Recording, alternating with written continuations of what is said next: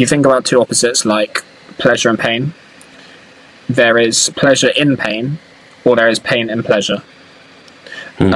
He uses the example of, well, hate and love, in that you kind of need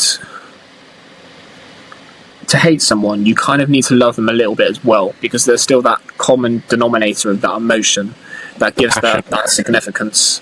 Yeah. And he uses, well, I think you can think of this in like a rose, in how if love isn't nurtured, then the rose decays. But that hate is still there, the attachment is still there. So that's why I guess they say, like, if you kind of want to, the strongest thing to sort of forget about a person is for them to be dead to you, because the feelings aren't attached, they disappear. So there's a couple of examples there. I think about, like, our own haters, in that they kind of still do love us, and they kind of still are a fan. They respect us, at least, as that common denominator. And I think about how the hero and the villain are kind of the same thing. They just respond to pain differently. Yeah, that's what Mosey's quoting. I think about communism in the horseshoe theory, in that, communism and fascism, and that is kind of the same thing. They're two opposite ends of the horseshoe, but really they both lead to the exploitation of a small minority of power, often sort of illustrated by Animal Farm and things like that.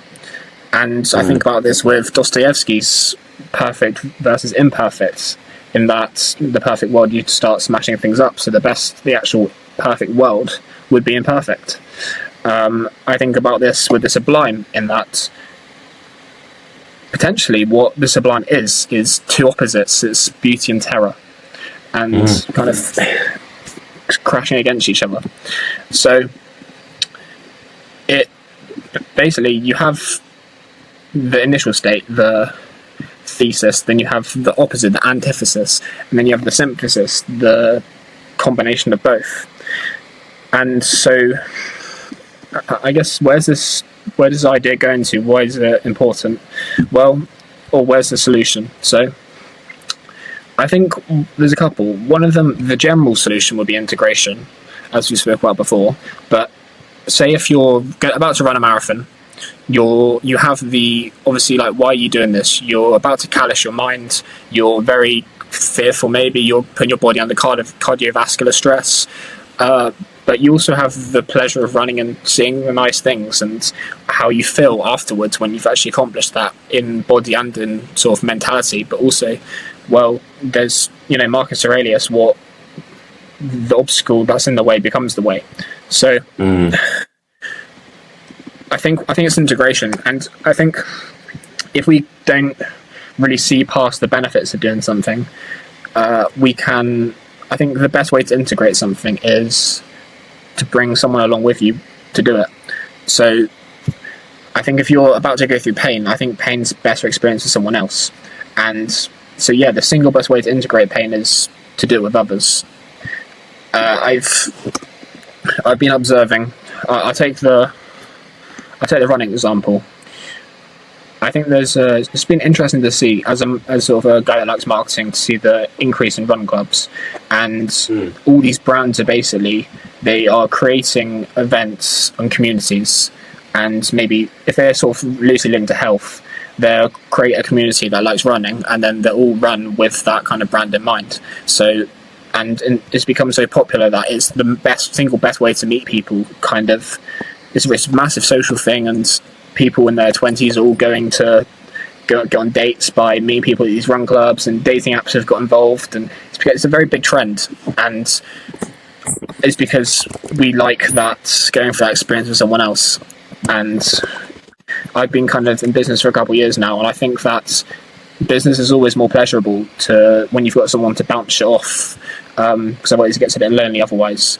So yeah, I think of this with a virtue as well, in that what is a virtue is the midst between excess and deficiency. So you don't want to cling to one side, maybe. But yeah, I guess that's kind of my thoughts. It's very interesting. There's a lot of truth in what you said. life life is so paradoxical. It really is. It's like, I think Shakespeare was so right when he said nothing is good or bad, only thinking makes it so. Because even the negative things from a sort of, I don't know, sensory or emotional perspective can be so positive with the right perspective if you zoom out far enough, and these things are related. You know, the idea that I think pain and love are sort of, they're one thing. It's like there's this toss and turn, there's this pull, there's this push and pull kind of mechanism to all things in life. It's like by growing, you have to kill an old self of yours. There is a sort of like there is a physical push and pull to all things. You grow in one direction, it means you leave another direction behind. You feel a certain thing, well, there's going to be a sort of cost to that. You change, you move into a different direction, and something has to be sacrificed, I guess. And there are innate paradoxes in all of life. By becoming one thing, you are trimming off all the things that you could be. You know, there's loss in winning. It is interesting. It is an interesting theory, and it's very true. And I think you're right about it's important we try and derive the functional utility of this idea, and how do we integrate this into our lives, and how do we take that understanding and use it productively. And I think understanding that in the things you think you don't like, there is so much that you do like. Like there's so much wisdom to be found in going through something you on the surface don't like or that is negative. In the same way, I think the pleasure and pain example is so great. Like, why do people experience a runner's high? Well, because they put themselves in a state of stress that's uncomfortable, and there are certain neurochemical changes that occur that then give you a positive feeling.